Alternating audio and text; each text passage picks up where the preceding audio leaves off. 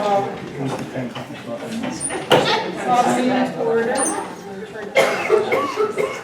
We have no action coming out of executive session, and so we've reached the point of the meeting where we have a district captain's presentation inside of it. Where'd Mike go? I don't see the video up here. Let me see if I can pull it up. I'm sorry.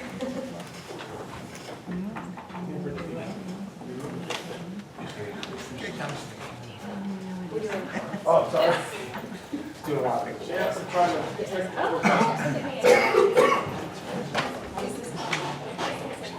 Yep. So tonight we have a highlight of the Kindergarten Academy, which, as you guys know, was in John F. Kennedy and George Washington Elementary, and so you can take a look.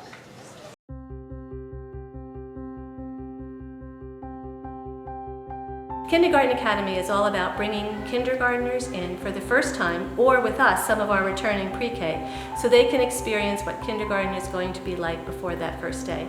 They're learning about social emotional skills as well as academic skills, and we're happy to have this opportunity to have this year in our building.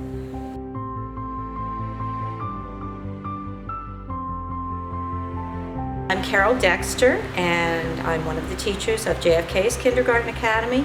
And it's been a real pleasure this summer working these 4 days with the boys and girls. It's been a really nice introduction for the kids. We've been able to do some assessing of their skills and be ready to start rolling with both feet on the ground the first day of school. This is the first year that we did the Kindergarten Academy, and I have to say how successful it was this year.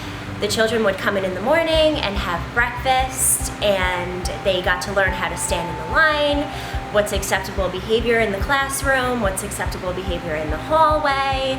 It was a really great opportunity for me to get to know the students more one-on-one and for them to be comfortable in this new place that's going to be their home for the year. This is the first year that we're implementing PBIS, which is our Positive Behavioral Intervention Supports. And we felt that if we can get our kindergarten students ahead of time, we can help to instill those systems and routines. Our focus and goal this year is really to get the parents involved with the academic aspect of the schools and let them know various ways that they can help their children at home and help them to be successful here by working with us in the school. My daughter Simone's been loving Kindergarten Academy. She loves it. She comes home every day and she's happy and she wants to go back, so it's been good. Paul loves school. He did a couple years of preschool at Brookside, and he's been excited about being a big boy and going to big boy school. It's just the beginning of the journey of education for him. So education is big in our family, so it's going to be a big thing for us. We're excited about the possibilities. We look forward to next year, and hopefully we can even expand it.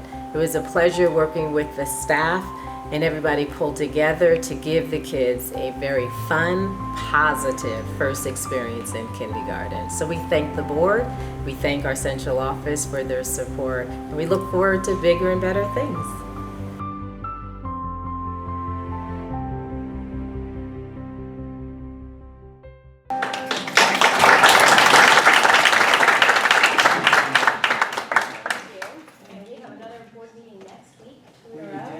So today I attended some professional development seminars with David Levine, and that'll be the focus of next week's video, social emotional learning in the school district. Thank you. Any questions or comments? Yes. How many students attended the Kindergarten Academy at Kennedy? I have that. Oh, you do? Yeah.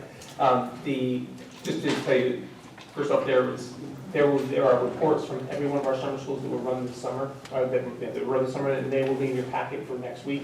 You just received them today, you just scan them, they're in there now, actually, you can open them up. So with every one of our summer schools, there's a report there for you. But at GW, we had 25 students enroll, but we had 20 come to the school, and at JFK, we had 34. Were the students who came to the Kindergarten Academy from JFK and GW, or were they district-wide? They were from JFK and GW. Any other questions? Thank you very much. Thank you. Which brings us to the very first public participation. I know there were at least a couple of people who signed up. So when you do come up to the podium, please speak directly into the microphone so that we can hear you and people at home will hear you. You know, our meetings are live streamed on YouTube and they're also archived, so you'll be able to access them later on. You're limited to 2 minutes. It's not a conversation. And Ms. DeFarno will alert you when you're approaching your 2 minutes. So, is there anyone who would like to address the board at this moment?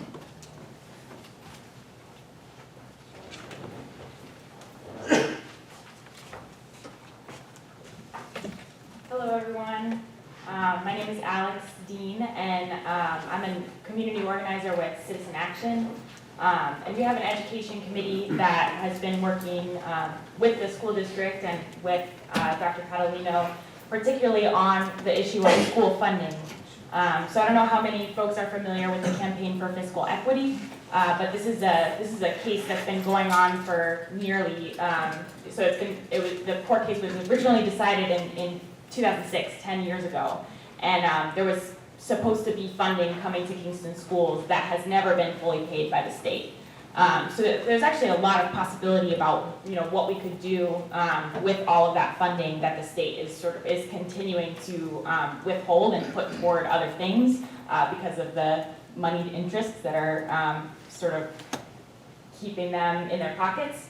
But I would like to just invite you all to participate in some of the work that we're doing here in Kingston. We are in coalition with the Alliance for Quality Education. We're actually doing a march all the way from New York City up to Albany. And there's parents who are parents and school board members and community members who are doing this march to show how committed they are to this cause of getting full funding for our public schools. And they're going to be marching right through Poughkeepsie and Kingston, as well as Beacon a little bit further down. So we're going to be having some events here in Kingston to greet the walkers, to put pressure on our elected officials to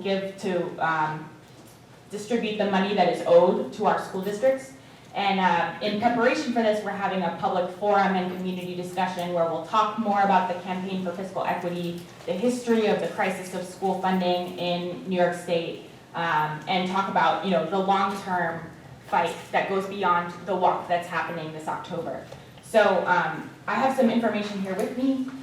If you're at all interested, please come speak with me and I'll let you know about the forum and what we're up to. So the forum is going to be September 22nd from 7 to 9 p.m., hopefully at Kingston High School, almost certainly. Thank you very Yes, much. thank you. If there's information on the leave with the board clerk, you can leave information to disseminate it to the trustees. And I just wanted to make a quick comment on Yep. Alex's. And I appreciate the work that the education committee for Citizen Action is doing, the communication that we now have with the school district, and we're looking forward to partnering with them as we move forward. And again, I think we will have the forum at Kingston High School. We're just looking at the availability. I'm checking Mr. Reinhardt, but we are definitely interested in being partners in this. Thank you very much. Anyone else who would like to address the board?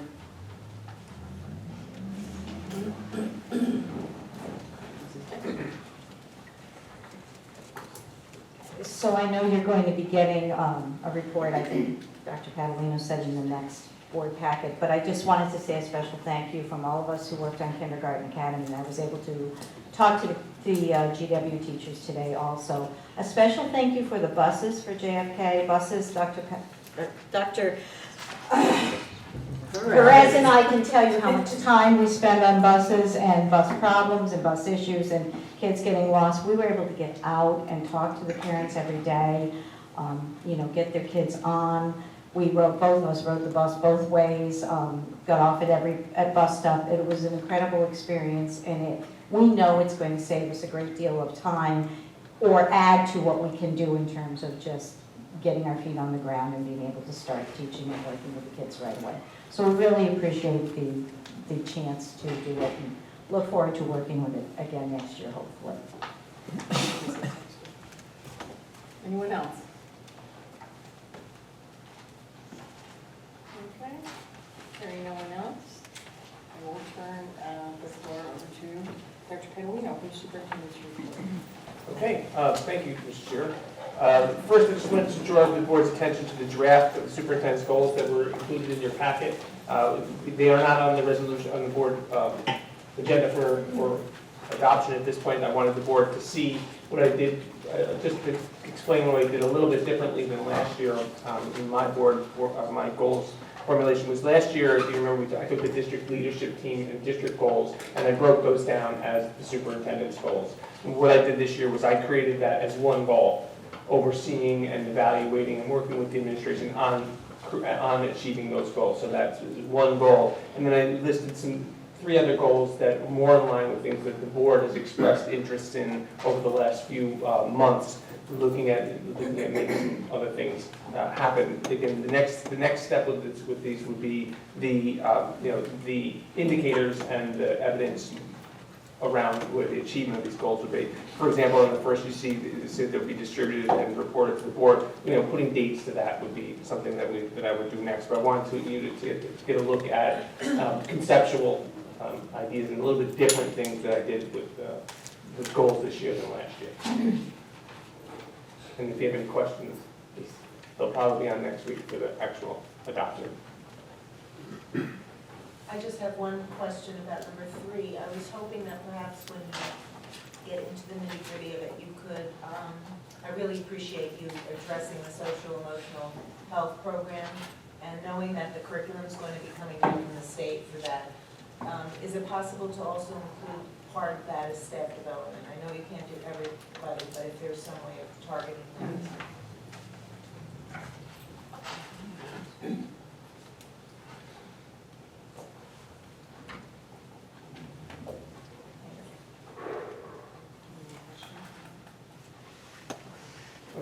I'll fine tune these a little further, but they will be on the next agenda for adoption and further discussion if we want to do it that way. Okay, I'm going to stand up to do a quick presentation about Mahar. I know we had discussed having a much more in-depth conversation about universal pre-K. Let me first apologize because our consultant from CS Arch is not here tonight. He had an unexpected trip to the hospital and he's not available today. But so after meeting with Reverend Childs and this year, one of the things the board wanted to see was what would another option other than the UPK option at Mahar. So what I had CSR do was just take a look at what it would look like at Mahar if we just moved central office. We know we have interest in this building. We know that's something that the board's going to be looking at moving forward. So could we just, if we decide not to go with a UPK center at Mahar and just the central office, what would that look like? And I have a few brief slides that aren't much different than what you've seen, but just wanted to give you the ideas of that and cost. Obviously, this is the bottom floor, which makes very little difference. Changes there as far as anything other than storage and some mechanical, electrical. Obviously, those things would be in that basement level. Upstairs, leaving the classrooms in the areas where we had expected to put UPK classrooms, if we weren't going to put them, leaving those unrenovated, but still open to the possibility of many things, whether they be UPK or any other programs that the district decided we wanted to run, maybe an adult ed program, maybe an alternates or something like that down the road if we decided those would be open for that. And the renovation would happen mostly in this area here, creating a central office suite on the first floor, boardroom, public access, obviously change the parking that we saw on the last slide. Second floor again, more as far as the teaching and learning department here, and more areas for offices. You see the key up here, your elementary, secondary, teaching and learning. Not much more renovation than that would happen. Let me go back. So really you're looking at about this area here that we had planned on doing with UPK, and some of these areas here, and some gym area obviously for physical activity for the UPK. Those would be pretty much untouched. Now the one thing that I think we need to point out is this doesn't change the money that much. And I think that's one of the things that we need to dive a little more deeply into.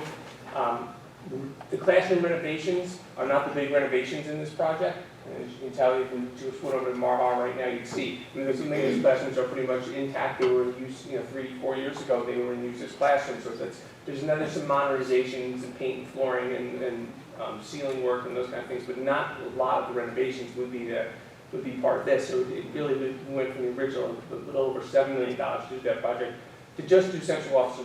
The estimate is around $6 million. Now again, I think that there's some pencil sharpening that needs to be done with this as we look at what our options are, but this was the preliminary project cost of just looking at moving central office over to Mahar. And I promised that would be quick, so it was. And Questions?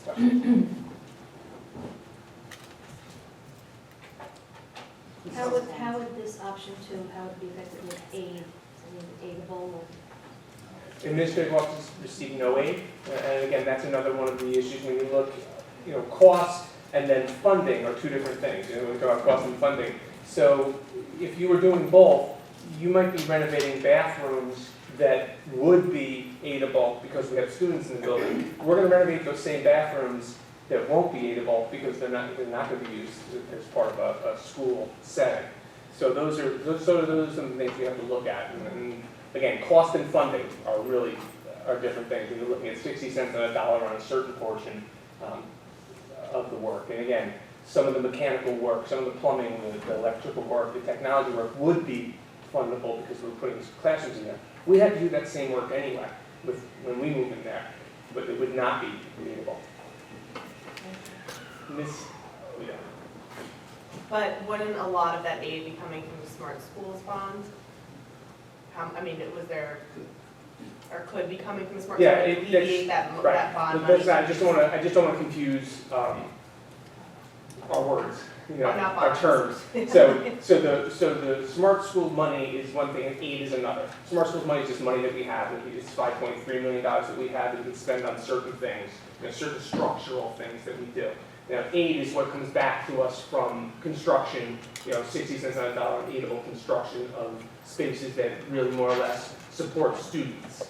So some of that money yes. Some of the funding will be a combination of Smart Schools money and possibly aid. And it also part of the funding could be, and I'd say would be, our capital reserve fund. So one of our goals through this whole project is to take a look at capital reserve fund, Smart Schools money, sale of CME, no impact on our local taxpayers. So, do we have to guarantee there's going to be students in those rooms in order to receive those classrooms? Can we say, hypothetically, we're going to have students, we might have students in there at some point, or we have to have a clear plan in place? I know it sounds funny, but because we don't really have that clear plan in place to get those students in that classroom right now. So. No, we would have to be able to, illustrate and communicate to the state case that there would be students in those classrooms. So we would have to, if there would be an effort, we would have to make sure that we were building and the need was there for that service. And how do we show that? Through enrollment or just? Yeah, we did through enrollment projections showing what our UPK programs, what we have out there right now, what we're doing with our privates, what's the possibility of picking up, the students who aren't. So they'll look at the total population and decide whether or not they would aid a project, whether there's a need for it. If we tried to build an elementary school, if I went to the state education department tomorrow and said, we're going to build a brand new elementary school in Kingston, they would say, no, you're not.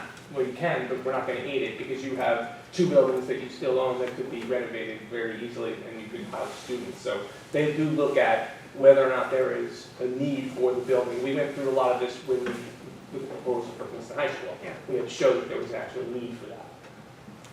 Mr. Michael? I believe those numbers don't make any sense to me because if I can recall from the first estimate, having the pre-K there was about 2.1 or 2.2 million towards building classes for pre-K. Now the $6 million there, it's way off. I don't understand the number. I have to get a better breakdown and a better explanation from from The architect? from the architect. There were a couple items, and I understand where some of the shifts are, but not all of them. And I'll update this when we come back next week. Might you consider, or might we consider asking for proposals from other architects if we have questions about this? Certainly give them a chance to explain this plan, but yeah, I think something we could revisit. I think the plan is one thing, the cost is another. I think we do a little bit, and again, this is a little unfair at this point because I'm kind of stepping in, last minute as a substitute for this. But I didn't want the board not to see at least the plans. I think there's an opportunity for pencil sharpening and some explanation of some of these different things. I understand some of it, but some of it I think we would need a better explanation from the people who did the actual work. Ms. Jordan. Would it mean then that approximately $1 million down the road, if the decision to put pre-K was postponed, or if it was decided to investigate what that classroom space might be suited for or needed for, so would it take about $1 million to upgrade it at that point, if it was in a year or two? Yeah, I think that was probably the whole concept. And you look at things like escalation, cost, increase in cost over a period of time. So some of that is, I think, yes, that's right.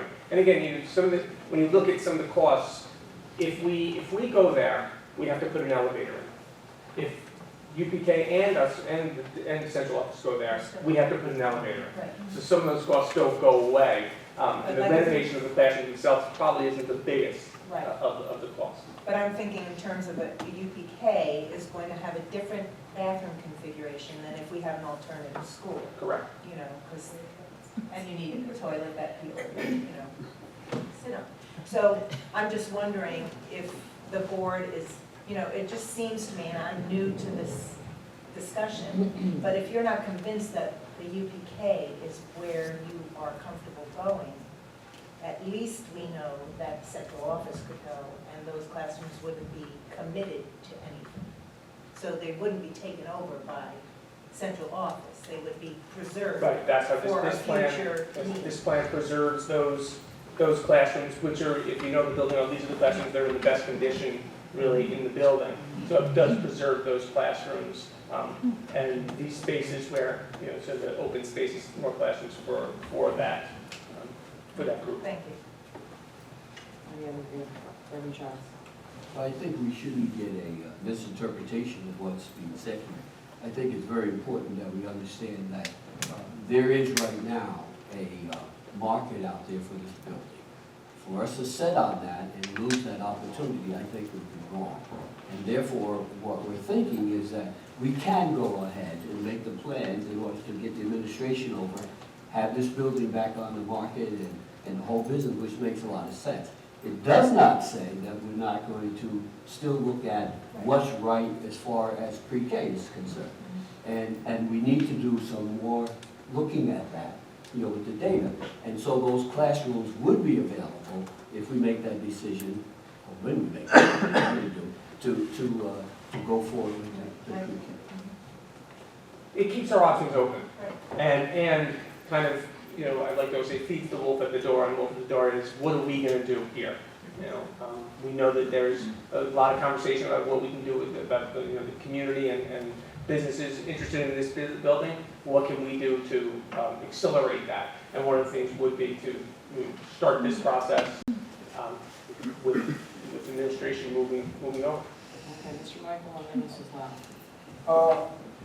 Making the move from here to Mahar School was the intention also to build the pre-K, which what we said, some of the money would be available, and we said,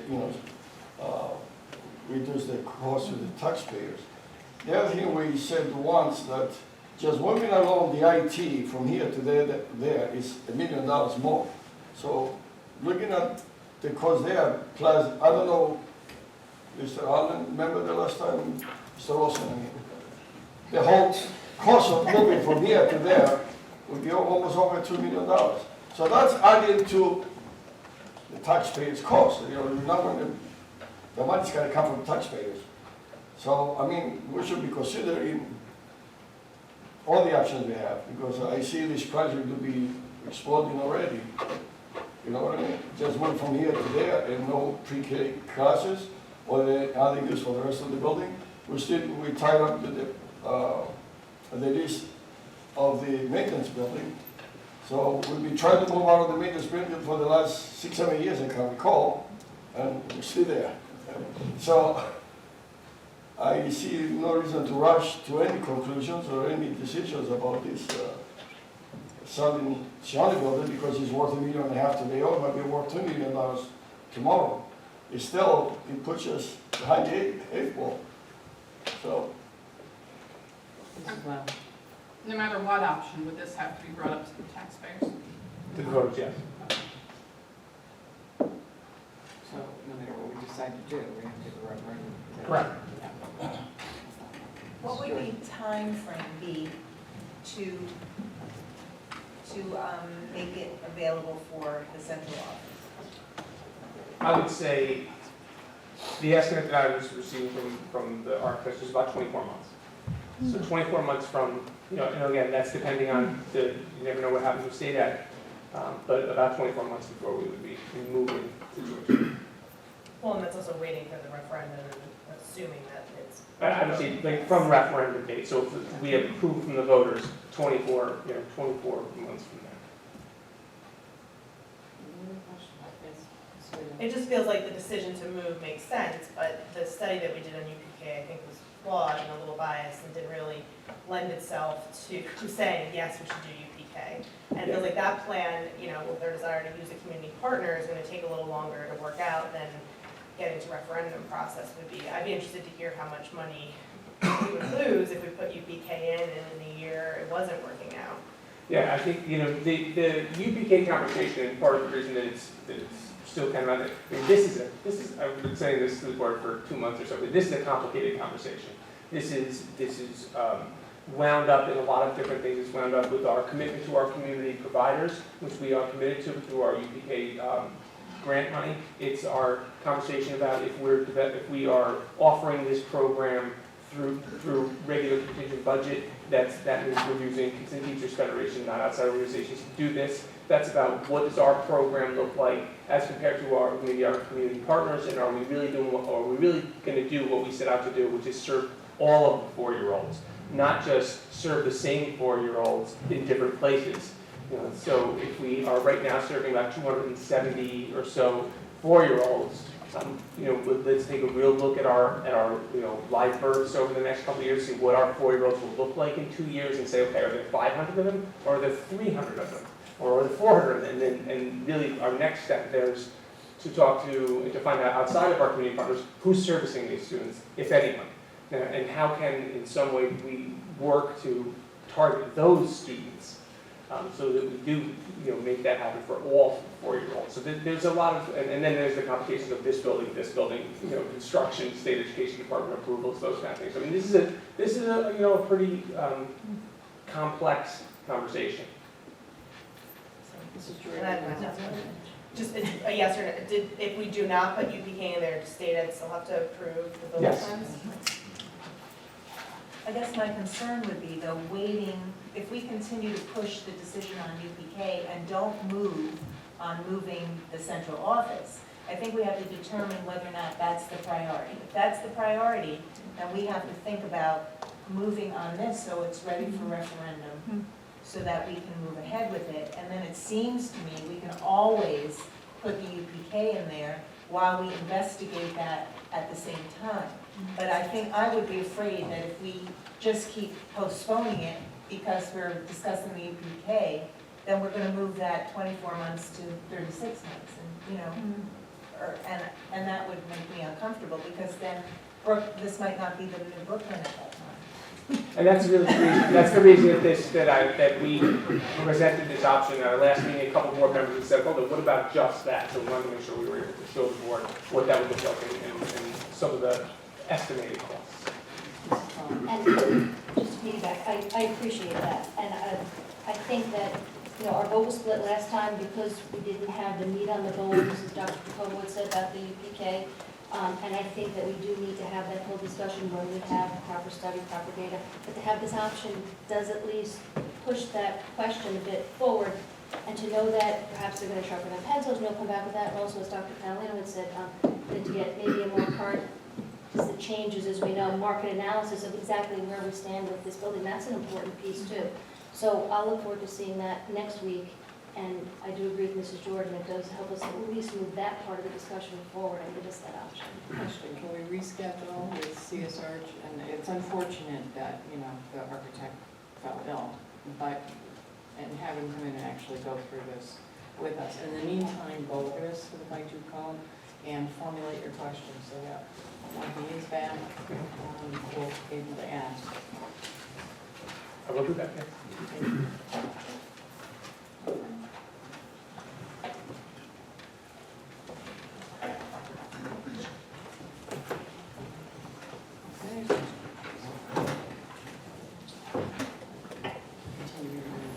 Okay, continue my report. Thank you.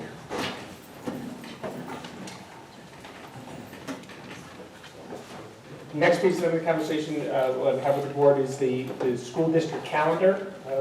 We've had I know there's been some concerns expressed to the board both by our Board of Elections as well as some community members. And I did want to talk to the board about that, about the November 8th day, it being a school day. Just in looking, we do hold the national elections, local elections, non-school-related elections in 4 of our elementary schools.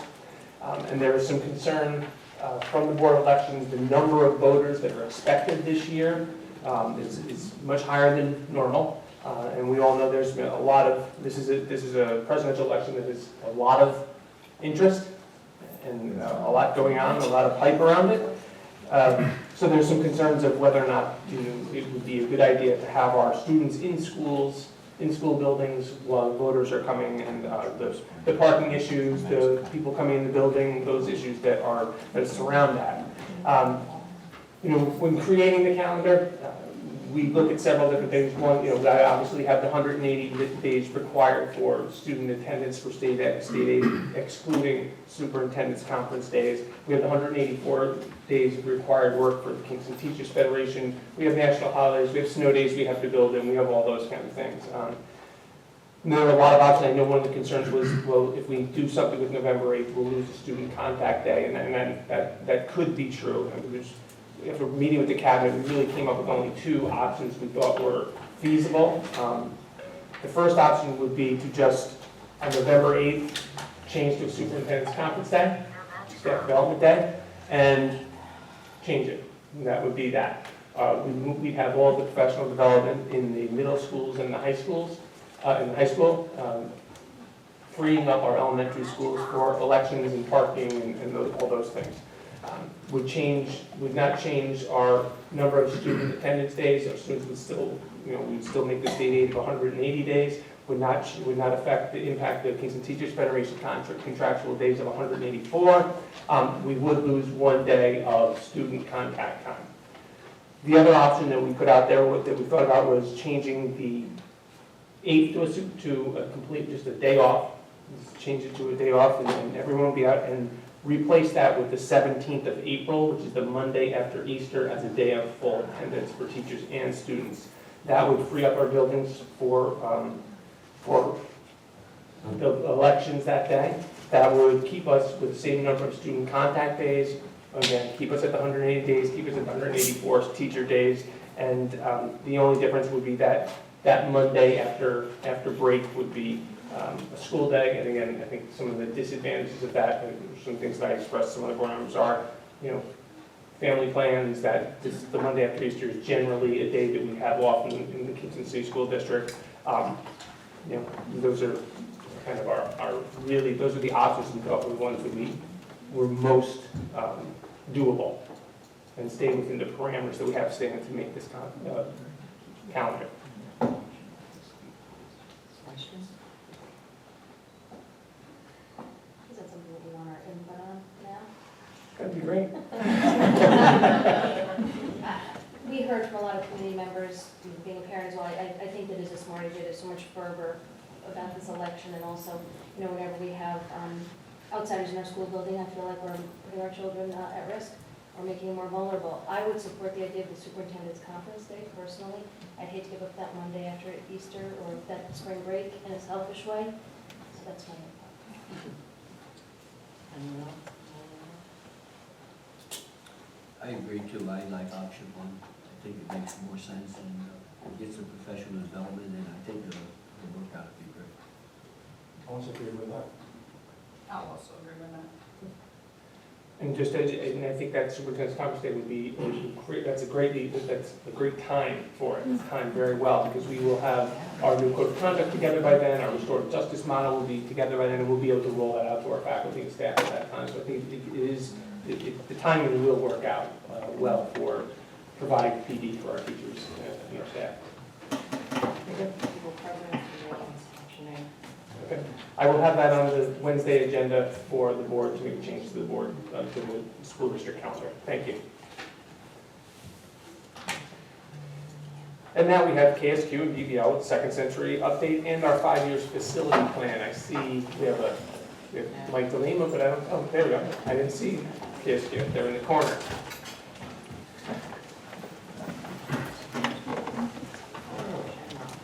And Robin's back from vacation. And I'm back from here too. Well timed. Yes. Vacation.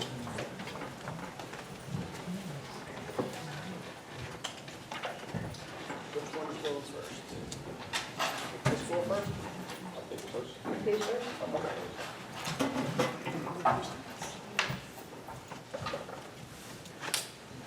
Again, I just want,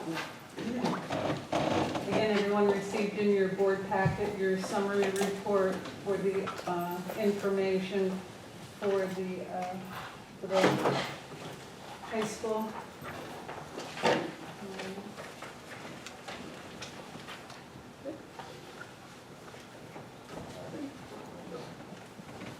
So some pre-construction activities. Hello, by the way.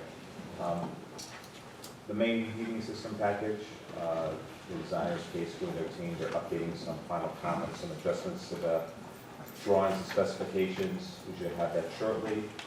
The next steps will be that we'll complete the front end, which would be the assignment of scopes of work, scheduling for the contractors. And we'll have a request, a notice to bid for the district to issue in the papers. And our timeline, just looking ahead, would be to bid in the October-November period. Have bids received prior to Thanksgiving and come to the board meeting in December for recommendations to award. The start of that construction will take place in the spring of 2017 and then into the summer.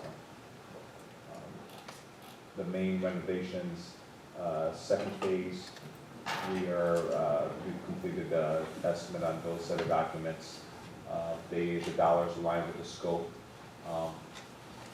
We've had meetings with Tom and globally to look at making sure that, again, the scope of things we've talked about in the past are accounted for.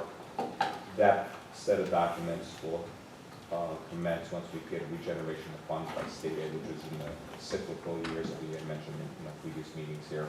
So that works to the point that when we get to the stage of dollars have begun to be regenerated, the documents get cleaned up a little bit. Again, we'll regather with the team to make sure we haven't looked at things. We haven't overlooked anything. Lastly, we're continuing with project meetings, updating FF&E costs, continuing with the bidding climate. Where we stand currently with the first phase of funds, it has given us an opportunity to possibly do Fieldhouse Phase 2 work now. So KSQ and their team, they're cleaning up documents, meeting with staff again, just again, make sure we haven't overlooked anything. We'll do a sample check on the dollars, and if everything aligns, that we stay within the funding requirements for the first phase. We would also like to hit a bidding cycle this fall, coming to the board in December to be able to start that work in the summer of 2017, much ahead of when we initially talked about making it a phase 2 project. So those are our pre-con highlights. And Robin, you want to talk a little bit about where we are in the job right now? Fieldhouse, certificate of occupancy, yay! Some of you have been out on the site and saw the new fitness center. the new wrestling rooms, the new public bathrooms, elevators, the ramp, the plaza outside. Everything is there's just a few minor touch-ups as usual, a couple of spots of paint here and there that we're working on, cleaning up a little bit of restoration on the landscaping outside, some seeding and that. But pretty much everything is all set. Even the window shades are operable. We press the button, the window shades go down. It's very exciting. And then inside the gymnasium itself, there's just a picture of one of the pipe enclosures that's at the end. That's actually looking out through the windows in the existing gym, through the windows out to the field. As you can see, with all the handrails, et cetera, have been put in place. There's a new ADA ramp that is put in place for access. The parking has been taken care of, the striping, the pavement between the field house and Main is all taken care of now. The light poles, the structures for the light pole bases are in place. The light poles are not because we haven't hooked up the electrical yet, which is part of the Salzman package. It all feeds into the Salzman electrical room. So then they'll be set into place as we go along. Probably not until next spring, but there's plenty of other original lighting. All the lighting along the canopy and stuff is still in place. And this is a signage entrance into the new lobby. Really is spectacular. And again, this is certificate of occupancy all ready to start on Tuesday when kids come back to school. This building is ready to go. Main mechanical upgrades, really all we did was some abatement in Maine this year, again, just to set up for the mechanical portion to start next summer. We did some duct removal, lead paint removal. It's all been tested. We have our clearances, and then basically we've just gotten out of the way in Maine now until next summer, or next spring actually, when we'll start the mechanical work and then get back into Maine. But all of the abatement and all of the clearances for clean air in the main building is all done.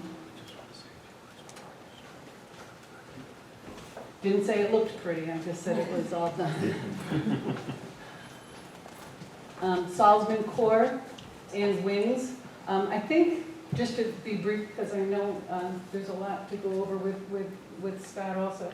I think the big change that you'll see right now in the wings, obviously we're still continuing with the exterior that I keep reporting the same thing, but now as you go on to the second and third floors, the interior framing for the classrooms and the spaces and the program spaces is now in place. So as you go up the stairs, you actually see where the corridors are. You see all the classroom spaces. The windows are starting to go in. The Nichihop panels are still about another 4 weeks or so out before that gets started, but the building itself is enclosed, but now you can actually see what the interior is going to look like. On the west wing, we're just starting again the exterior. It'll be the exact same process we did on the east side. On the west side, now as we're moving over to that side for the masonry, the sheathing, and then the finishes. Storm drainage all done, repair paving all done, bus loop is all repaved in the area that we put the storm drainage in. We've been really spending some time in the last week or so just generally cleaning up the site, making sure everything is all set for the students' return. Doesn't look exciting. These are just some of the stair towers and some of the CMU work that's being done.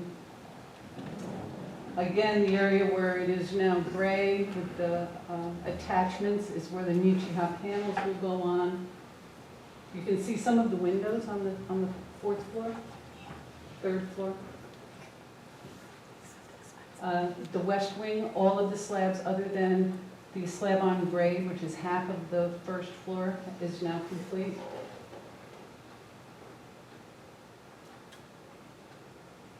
Salzman core, we're really, in the core itself, we're just getting ready to put the new boiler system in. We're not really entering or doing anything disturbing in Salzman building original itself right at this time. That building stays a little bit untouched until next spring. Mechanical room, This you can see, this is the interior framing that shows the classroom space, ductwork, rough-in, plumbing, piping, all the stuff that you won't be able to see when the area is finished is now ongoing. Questions? I'm going to turn it over to Scott, and he's going to talk to you about your 5-year plan. I just want to add real quick. Oh, I'm sorry. You get to, what you see is what's being installed. Behind the curtains, we're getting a lot of paperwork. The contractors have been submitting a lot, everything, because the east wing comes on by probably next year. So a lot of the submittals are already with us. And so far, the general contractor has been submitting everything we showed you for finishes. So far, the color palettes, the glass, color glass, it's been submitted per the specs. So we're confident that the boards that you've seen and that everybody liked and approved we're going to have the proper materials and stuff.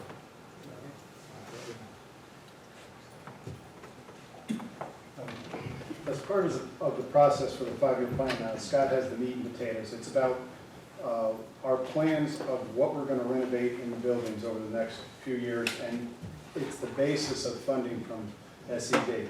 But what we also did this year, because SED allowed a few extra pennies, KSQ has started in a process of digitizing every blueprint that we have. We have like a room and a half down at the warehouse, so that's also being done. They also were looking at different cost measures as far as outside parking lots and those things that weren't included in the past years.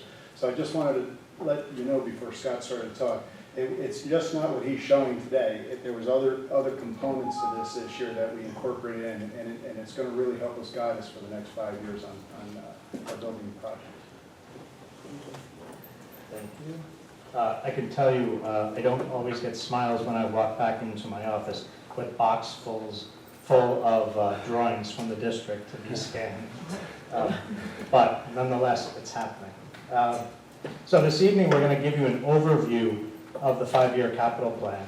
A quick background about the process. This was instituted by the State Education Department some years ago, and it mandates every district in New York State to go through the same process. And the purpose is to identify infrastructure needs of your buildings. And so you engage the services of KSQ, and we put together a team of structural engineers, mechanical, electrical, plumbing engineers, and architects, and civil engineers. And we went to every single building and we walked through inside and outside and on the roof and around the grounds. And we came up with a list, to really simplify, of potential work items that you as a district could consider completing over the next several years. The plan that we show you today, though it's called a 5-year capital plan, it's really a long-term plan for the district. It does not mean that everything we're showing has to be or should be completed in the next 5 years. It's really a starting point for you as a district to start prioritizing those things that are on the list.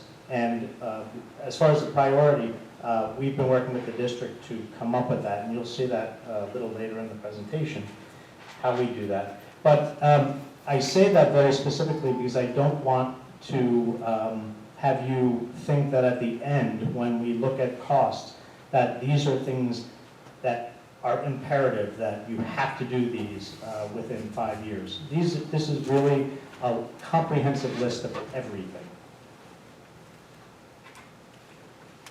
So tonight we're going to show you some of the highlights of the 5-year capital plan, and then we'll show you some images from the actual plan itself and how one would read that. So at Chambers Elementary, we noted that a lot of the paving and the sidewalks require repair and replacement. So if you walk around the building, you'll note various locations of paving, cracks and things like that. The front entrance can't be repaired. Some of the masonry, the concrete needs to be repaired. And so the repairs around the district range from minimal, these kinds of things, like the structural, here to repair the concrete. Two more costly items, the paving is one of those things. Interior upgrades, continuing to change out door hardware, so it's a lever type hardware, so that it's ADA compliant. Toilet room upgrades, continuing that process to make more of the toilet rooms ADA compliant. And then in these particular buildings, there's more specific things. Replace the gym wall mats, VAT replacement. So here at Chambers, we know very specifically that most of the VAT, the vinyl asbestos tile, is in great condition. And so even though it's listed on the 5-year capital plan, we don't recommend that you have to do that, because if it's intact, there's no reason for you to do it immediately, at least. It may become a plan that you have over the next several years to replace that in the buildings. And then various MEP upgrades. This building in particular had a lot of mechanical work done in the last round of projects that you did with capital funds. But here, one of the projects that was considered but not able to fit into the capital projects was the connection to the municipal sewer line. What you're going to find is that there are some themes that are consistent throughout all the buildings. And I say it again, the paving and the walkways. If you go to the various buildings, you'll notice that that is a recurring theme of the condition of those.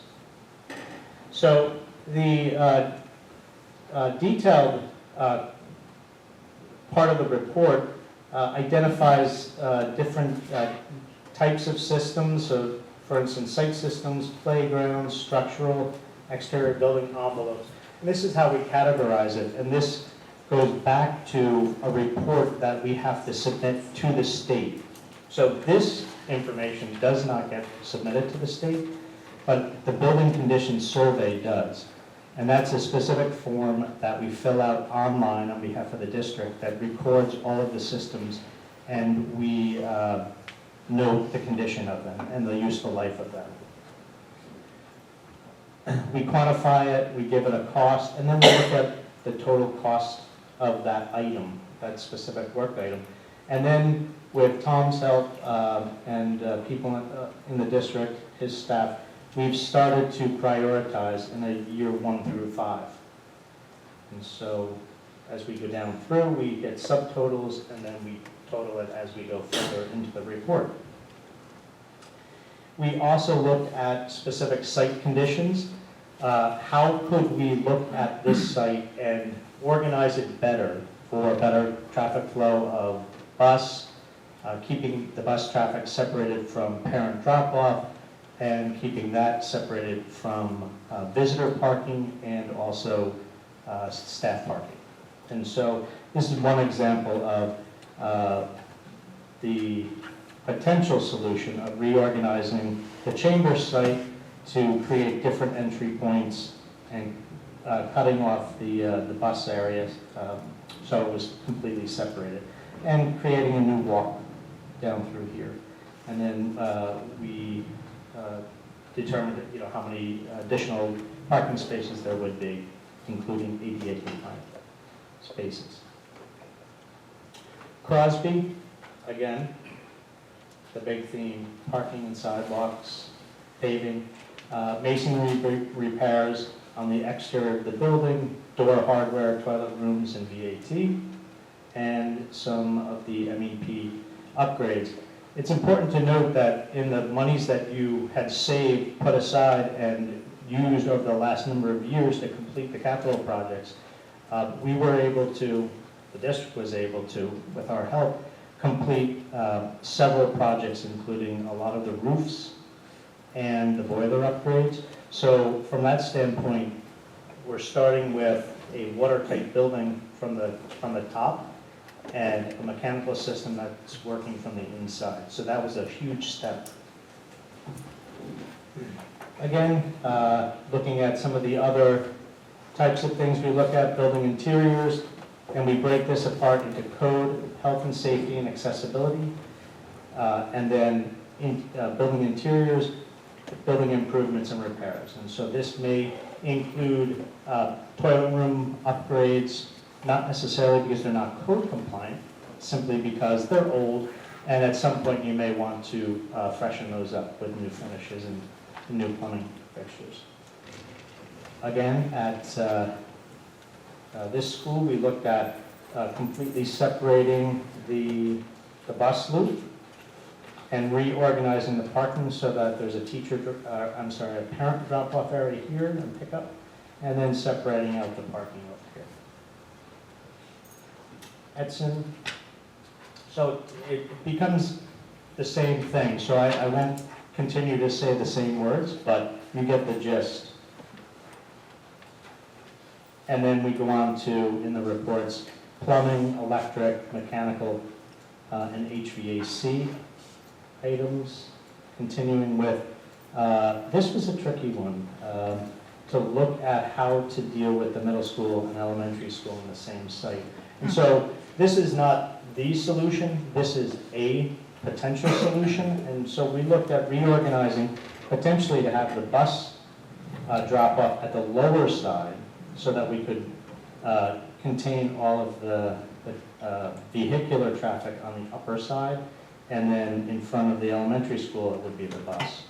So we continue to explore those opportunities, and then as you start making decisions about some of the projects that you may want to move forward with, we would continue to refine these, along with the costs. GW, a lot of paving, again, masonry repairs, interior upgrades, and MEP upgrades. You'll recall that at this school, we did a major upgrade of the heating, mechanical systems here last summer. We looked at the potential of getting rid of some of the paved area, turning it back into a grass area. We looked at potentially moving the playground from this location to here, and a lot of things we take into consideration: proximity to the main streets, security issues, moving the students back away from the street edge, where we place fences and things like that. Parking lot, similar things here. Another tricky one, how to deal with this. And in this concept, we would completely create a new loop for buses, and then we would potentially create a new entry away from the bus entry so that we can keep the vehicular traffic away, and then have a dedicated parent drop-off and pickup here. And then parking would be replaced here, a new playground here. JFK, one of the big things at some other schools, I'll note specifically, is the window replacement. So these are old windows. It's a window system. You can see how it spans 2 floors. It has single pane glazing here. It's uninsulating type with metal panels here. And so that is one of the major upgrades noted at this school. And then reorganizing the site as well. Potentially creating a drop-off zone here in front with ADA compliant parking here, and a new entry with ADA compliant ramp to get into the school at the main entry, and then a new walkway leading from the parking lot, a sidewalk leading over to here. Meyer Elementary, similar. Not as invasive with the site, potentially increasing the number of parking in this lot, and then redirecting or closing off this end of the parking lot so that you don't have the steep hill to go down and contend with when you're leaving the site, and taking some of this parking and reconfiguring it on this side, and that way we can get the parking away from the building. We want, typically, we always design to meet code, which is 10 feet away from our building, and then it would become a one-way in and out. Alley, again, paving curbs, window replacement, all original windows here, here, masonry repairs, interior upgrades, same types of things. Miller, another candidate for a window replacement. This one, there are instances where the windows sometimes fall out because the condition, the age. What we always talk about is beyond its useful life. That's what this is here, that condition. And the middle school auditorium certainly could use some upgrades. The seating is in poor condition, and the finishes are old or worn. The lighting, the stage lighting, the draperies, that kind of thing. We looked at specific structural issues, nothing to be alarmed about, things to monitor, and some reinforcing over the next year or two. So just to give you an idea, we did look at up above ceilings and things like that when we had the structural engineer walk through. And I did not know it would be so small, but maybe that's good. Maybe I did it on purpose. All that said, I'll tell you what the numbers are, but then I want to also make sure that we're very clear on what that number represents. This is about, I'm going to round it up by a little bit, it's about $40 million for all of the items that are on the list. However, that does not include any of those things which we've always talked to you about in past projects, like soft costs. Does not include escalation. So those numbers would be added once you start to define a project scope that you would want to consider. So that represents really anything from 60, I would say at the moment, a $60 to $70 million price tag on all of the items district-wide. But again, that doesn't represent things that you have to do, that you must do, that are imperative to do because they're in such bad condition. It represents the list of potential projects that you could consider. And with Tom's help and others in the district, we would further refine the work that we've done with your guidance to come up with a plan that you may want to consider in the future.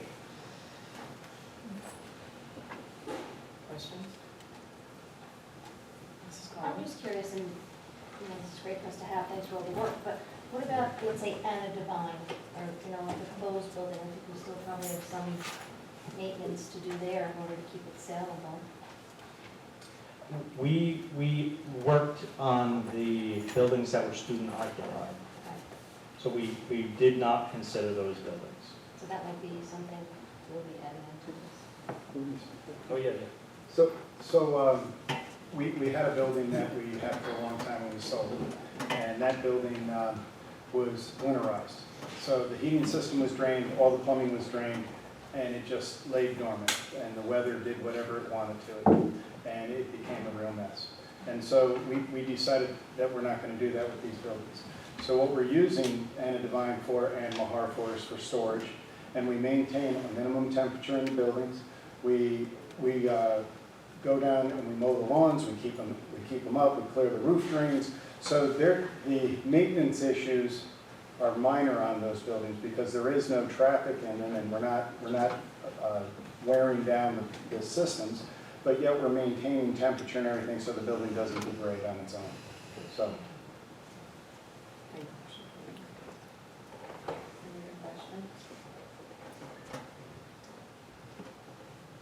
Okay, thank you very much.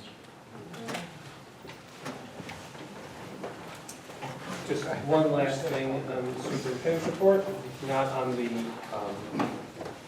agenda that I handed out, but I do want to welcome Dr. Falacello, our new assistant superintendent for elementary education. She was appointed at our last meeting, but she was not here. She was out traveling, and so I wanted to welcome her to her first board meeting. So welcome, Dr. Falacello. And eventually you will get a nameplate too.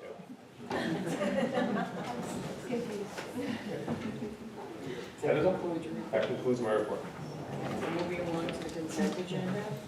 Are there any resolutions that any trustee would like to pull from the consent agenda? Consent agenda?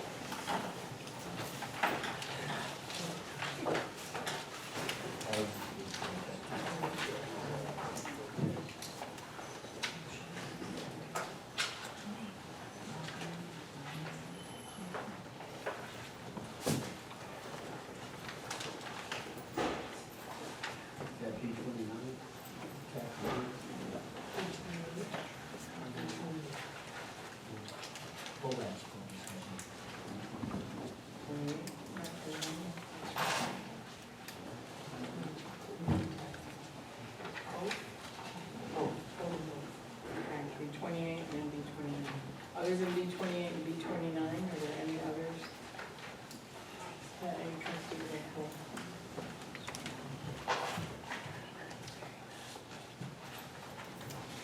Hearing nothing, I'll entertain a motion to accept the consent agenda minus B28 and B29. So moved. Second. Any discussion? All those in favor of consent agenda minus B28, B29, please signify by saying aye. Aye. Opposed?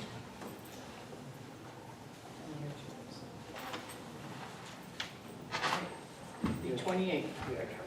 Yeah, absolutely.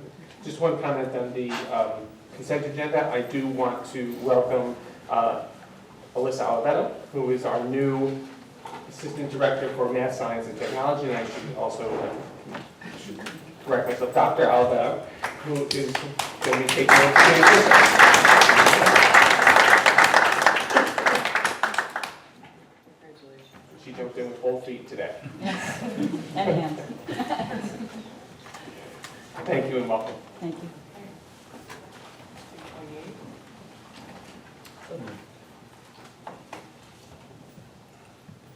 Second. Discussion. B28.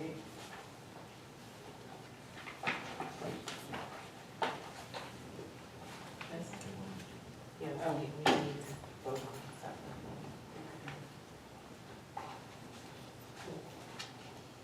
Any more discussion? All those in favor of B28, please signify by saying aye. Aye. Opposed? Abstentions? Which brings us to B29. Again, so moved. Second. Any discussion?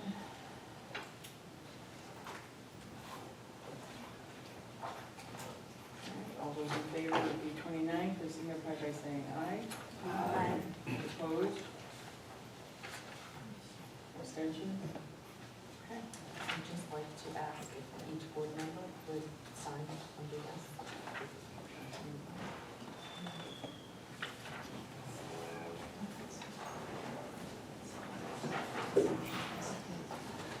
That's the only one that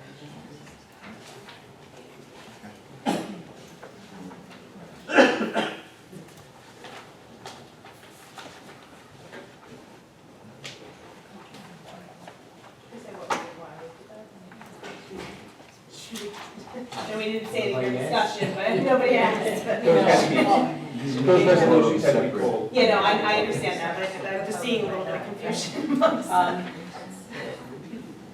We voted on the tax rate, right? Yeah. Ms. Porter, I'd be willing to answer any question. From the board. Questions?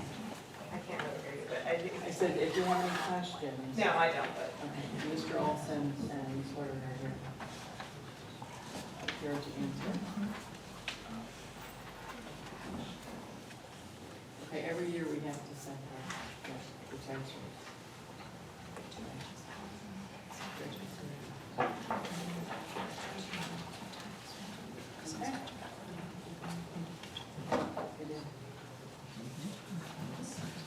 Okay, we have a couple of donations. Ms. Guido, do you want to read the donations? We've already accepted them, but. Sure. B32, whereas it is the desire of the Committee Foundation of the Hudson Valley to establish a Valerie C. Simmons Educational Fund They'll be used to assist in paying for special education, field trips, workshops, or other educational programs for students at Miller. It's the amount of $500 from Mr. Francis Palmieri. Thank you very much for your generous donation.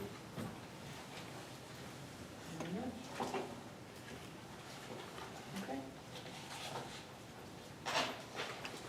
Which brings us to Board of Education and the Policy Committee. Mrs. Palmer. Policy committee last met, we changed our date because of vacations, Tuesday, August 16th, and the focus of that meeting was a revised code of conduct, which Dr. Catalina had prepared in a draft form after working with some others, incorporating everything we've been speaking about, as far as some restorative justice shifts.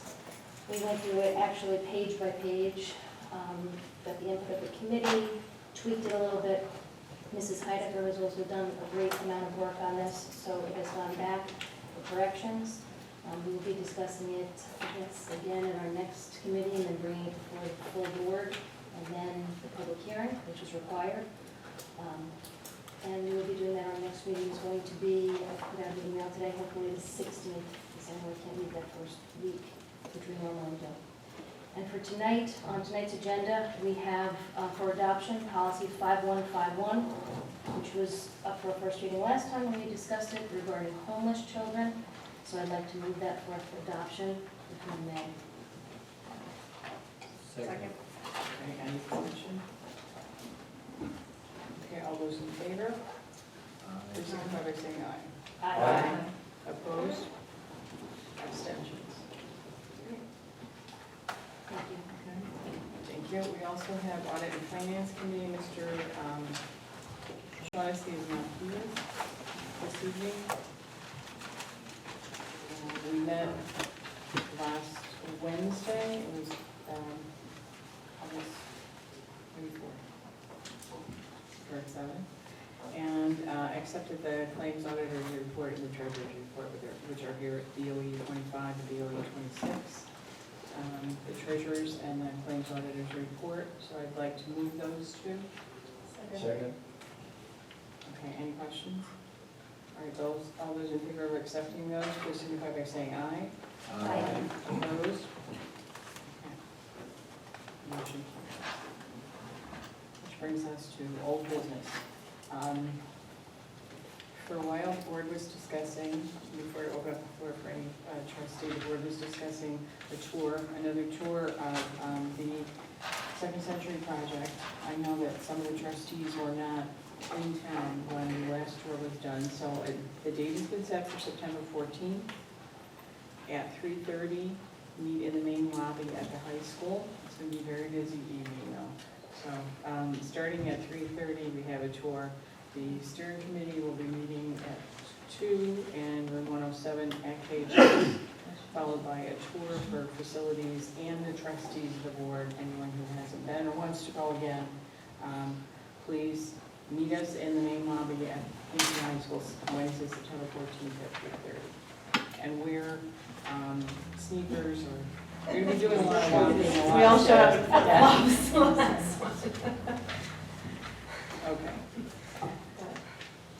All right, and the following that tour, we will be having a board retreat, report here at 5 p.m. And then 5:30 we'll begin the retreat, 5 p.m. We'll feed you so you don't faint during the retreat. When is that expected to end, the retreat? 5 hours, 4 hours? 9:30, 4 hours.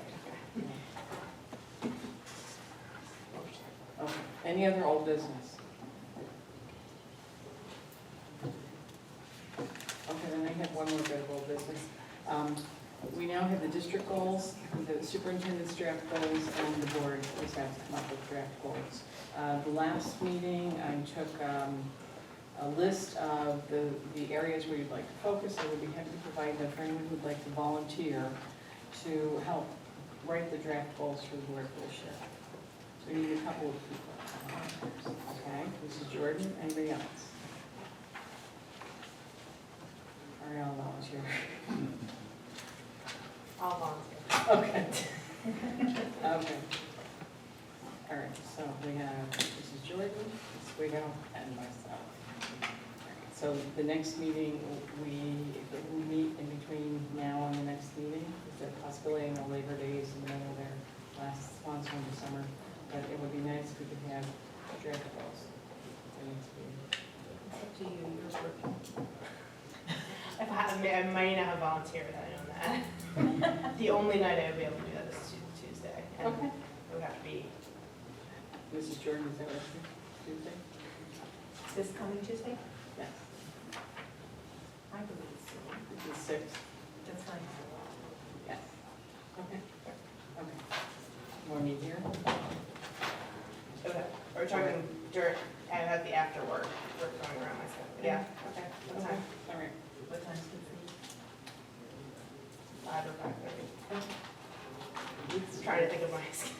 5:30. 5:30. 5:30. Okay, 5:30 here on the 6th. Thank you very much. We'll have a pizza delivered. You'll have a piece of where? Sure, nice. I'll bring my agenda. Almost a day. Okay. Any other old business? Right. Oh, yes. As they do every year, the Ulster County School Boards Association has requested that we recommend 2 people for Legislative Action Committee. Last year, Mr. Shaughnessy and Dr. Jacobowitz were involved. We also have a local board level Legislative Action Committee, so it's not the same thing, but is there anyone who would like to volunteer? How often do they meet? As needed. As needed, I can do. Okay. All right, and I will approach Dr. Chikowitz and Mr. Shaughnessy. They're not here tonight, so I can't really draft them without their knowledge. Well, I could, but you might have to do. All right. New business. Any new business? No? All right. Board member announcements? Yes. I went to my first summer graduation yesterday, and although it was only one student that was present, it was extremely moving and very special. And his whole family was there, and the administrative staff was there, the high school staff was there. Dr. Catalino spoke nicely, and Nora presented, and he put his tassel over, and in some ways, it was more special than the high school graduation with hundreds of kids. And I really appreciated you speaking of perseverance for Dr. Catalino. It was really so well said. It was really perfect. So I would hope that we can continue that tradition, and I appreciated it, all the effort from everybody to do that. Stick-to-itiveness, and actually it was very well attended by his family. They filled up several rows. Very proud of him, yes. It was a happy evening. Okay. Anybody else? Any board announcements? I got there and enjoyed the lot. I said, we're going to What day at are the you high at? school, wouldn't That's because, okay, There's something going on here. there was something wrong on the announcement. It said Monday, August 30th, so they really meant Tuesday, August 30th, not Monday, August 29th. So it's like, I almost did the same. yeah, yeah. So for that, we apologize. Very sorry. See, we've been much better attended by trustees. Okay, we've reached opportunity for public participation, second opportunity. If there's anyone who would like to address the board at this point, the rules are the same, 2 minutes. Please speak directly into the microphone. And Mr. Farmer will let you know. You're approaching 2 minutes. Hello, my name is it on? Maureen Bowers. I wanted to make a comment on the building conditions survey 5-year plan that Scott presented, specific to Mahar School. Some of you I know live in Hurley as well. I live in Hurley, and that is my home school, the school my children attended. And in looking at that aerial view and looking at the way to reconfigure, I just wanted to comment that that road I think it's Schoolhouse Lane, right behind the school, I think that's the back of the school, is really used a lot by folks coming and going on 209, and they come up and they cut through there and then they go down Curly Avenue. It was the case back when my kids were in school and they were all well into adulthood now, and we reached out to the town to see if they could put, I don't know what, signs, speed bumps, something. So I'm wondering if, in looking at that configuration again, if there might be an opportunity for the administration to reach out to the town. I assume you would have to work in partnership with them to do something to lower the speed limit on that road. I mean, kids walk home, the kids that go down to Russell Road and Altamont use that road, and it has always worried me that a child could get in harm's way there, so I would appreciate that. Thank you. Thank you very much. Anyone else? Hearing no takers, I'll entertain a motion to adjourn. I